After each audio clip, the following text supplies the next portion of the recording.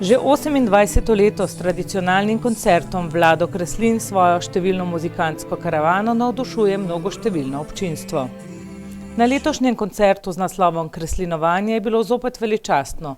Kreslinova besedila se vsekakor dotaknejo ljudi.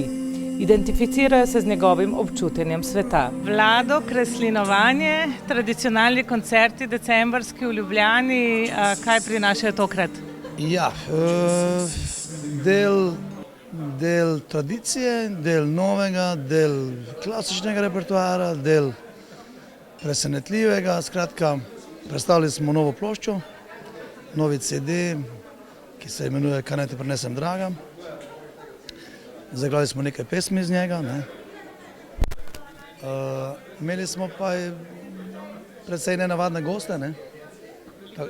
Ja, tako da poleg Malih bogov Beltinške bande mojih dveh bendov smo imeli 65-članski mladinski nacionalni orkester z cele Slovenije, z Gorenjske, z Prekmurja, z Dolenjske. So moji gostje 3 dni in je užitek jih je gledati, poslušati.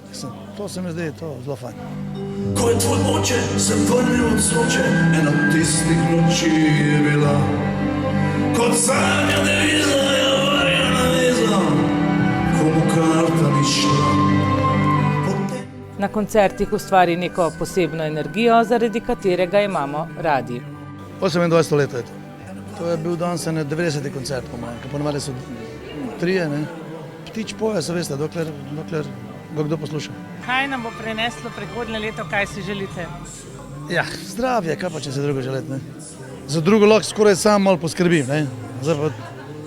Za to, kar pa ne morem poskrbeti in se lahko samo želim, je pa zdravje. Za drugo sem že sam potruben.